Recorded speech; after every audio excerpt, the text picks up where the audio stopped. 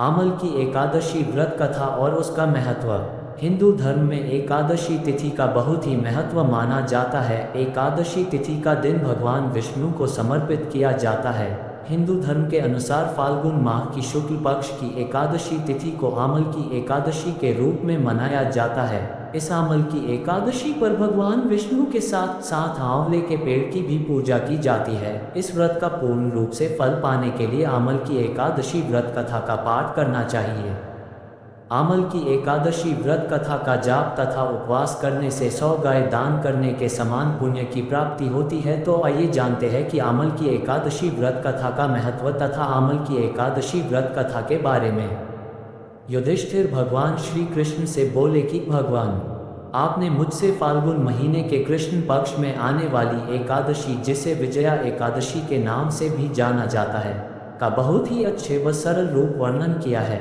अब मैं आपसे विनती करता हूँ कि फाल्गुन माह के शुक्ल पक्ष में आने वाली एकादशी के बारे में मुझे कुछ जानकारी प्रदान करें। इस एकादशी का क्या नाम है, इसका विधान क्या है, इसका व्रत करने से किस प्रकार के फल की प्राप्ति होती है, सब विधि पूर्वक बताएं। भगवान श्री कृष्ण ने उनसे कहा कि हे राजन, फाल्गुन माह के शुक्ल पक्ष में आने वाली एकादशी को आमल की एकादशी कहा जाता है। जो भी व्यक्ति इस एकादशी का व्रत करता है तथा आमल की एकादशी व्रत कथा का पाठ करता है, उस व्यक्ति के जीवन के सभी पाप नष्ट हो जाते हैं। एक एकादशी के व्रत करने से 1000 गायों का दान करने के समान पुण्य की प्राप्ति होती है। हे राजन, अब मैं आपको उस कथा के बारे में कहूँगा जो महर्षि वशिष्ठ ने राजा मांधाता को सुनाई थी। राजा मांधाता ने ऋषि वशिष्ठ जी से कहा कि हे ऋषिवर, कृपया मुझ पर कृपा करके एक ऐसी व्रत कथा कहिए जिसको केवल सुनने मात्र से ही मेरा उद्धार हो जावे। इस पर ऋषि वशिष्ठ से कहा, हे मान्यवर, सभी व्रतों में से सबसे उत्तम तथा अंत में मोक्ष प्रदान करने वाली केवल आमल की एकादशी ही है। यह एकादशी फाल्गुन माह के शुक्ल पक्ष की तिथि को आती है। एक वैदिश नाम का राज्य था। उस राज्य में ब्राह्मण, क्षत्रिय, वैश्य तथा शूद्र चारों वर्णों के लोग बहुत ही आनंद के साथ रहते थे। उस नगरी में हमेशा केवल वेदों की ध्वनि ही सुनाई देती थी तथा पाप, द्वेष आदि उस राज्य में कुछ नहीं था। उस राज्य के शासक का नाम चैत्र था। वह राजा बहुत ही विद्वान तथा धर्मी था। उस राज्य में कोई भी व्यक्ति गरीब या कंजूस नहीं था। वहाँ की एक बात बहुत ही अद्भुत थी कि उस नगर के संपूर्ण लोग केवल भगवान विष्णु के भक्त थे तथा सभी लोग एकादशी तिथि का उपवास करते थे। एक बार जब फाल्गुन माह के शुक्ल पक्ष की आमल की एकादशी आई तो उस राज्य के राजा, उनकी प्रजा तथा सभी लोगों के द्वारा इस एकादशी का बहुत ही उत्साह के साथ उपवास किया गया। इसके पश्चात राजा अपनी संपूर्ण सेना के साथ मंदिर गए व मंदिर जाकर कुंभ स्थापित करके धूप, नैवेद्य, पंचरत्न इत्यादि से आंवले के पौधे का पूजन करने लगे। इसके बाद इस प्रकार से स्तुति करने लगे, हे धात्री, आप ब्रह्मस्वरूप हो, आप ब्रह्मा जी के द्वारा उत्पन्न हुए हो तथा समस्त पापों का नाश करने वाले हो। कृपा करके मेरा अर्घ्य को स्वीकार करें। आप भगवान हरि रामचंद्र जी के द्वारा समर्पित है। मैं आपसे ये प्रार्थना करता हूँ कि आप मेरे सभी पापों को नष्ट कर दे। इसके पश्चात सभी नगरवासियों ने उस मंदिर में रात्रि को जागरण किया। रात के उस मंदिर में एक बहेलिया आया जो कि बहुत पापी तथा दुराचारी प्रवृत्ति का था। भूख तथा प्यास से परेशान होकर वह बहेलिया मंदिर में जागरण होता हुआ देख एक कोने में जाकर बैठ गया।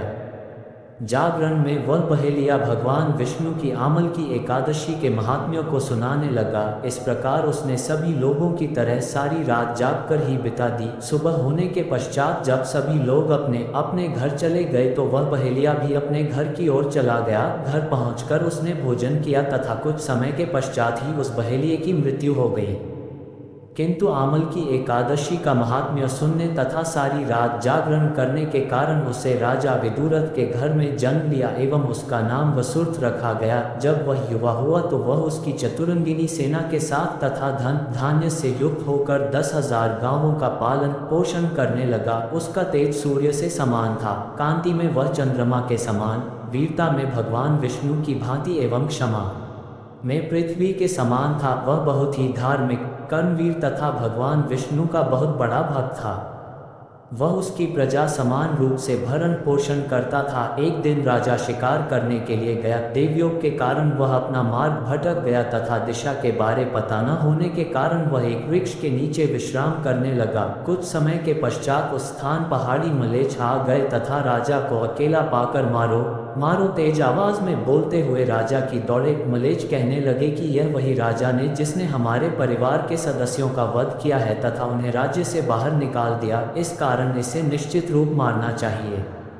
उन्होंने राजा को मारने के लिए कई सारे अस्त्र शस्त्र राजा की ओर फेंके, लेकिन उस शस्त्रों से राजा को किसी भी प्रकार की कोई हानि नहीं हुई, बल्कि वह सभी अस्त्र राजा पर फूल बनकर गिरने लगे। इसके बाद उन अस्त्रों से मलेच्छों के अस्त्र स्वयं उन पर ही आक्रमण कर लगे, जिस कारण सभी कई मलेच्छ मूर्छित हो गए। कुछ समय बाद राजा के शरीर से एक बहुत ही सुंदर देवी प्रकट हुई। उन्होंने उन सभी मलेच्छों का वध कर दिया।